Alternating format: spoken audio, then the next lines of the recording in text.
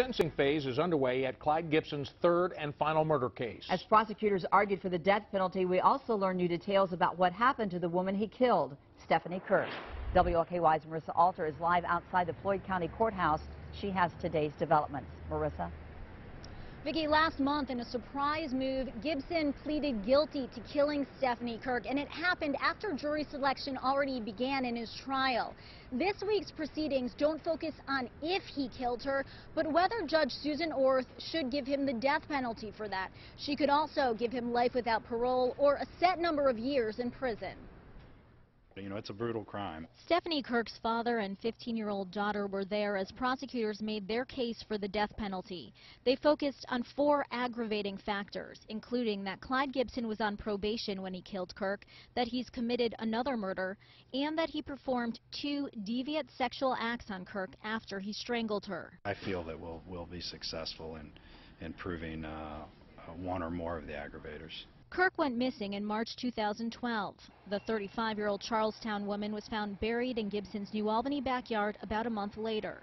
Today, prosecutors showed pictures of Kirk's body and the only things she had on, a black leather vest and ripped bra. I regret that any family member, whether you're a daughter or a dad or a sister, you know, in this case, would have to see that. Police discovered Kirk after Gibson admitted to killing her.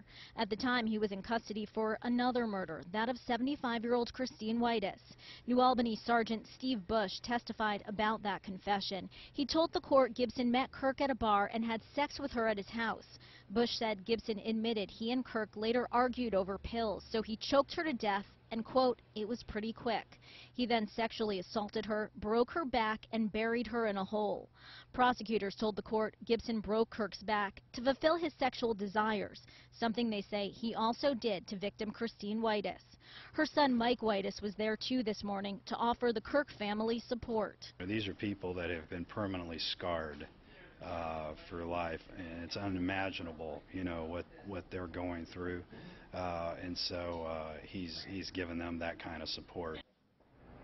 Now, the state was able to get to all 4 of its witnesses today. Those 4 included the assistant medical examiner, 2 New Albany investigators, and Gibson's former probation officer.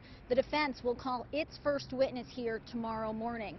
These proceedings are expected to wrap up Thursday, but Judge Orth won't issue her ruling until mid to late August. Reporting live in Floyd County tonight, I'm Marissa Alter, WLKY News.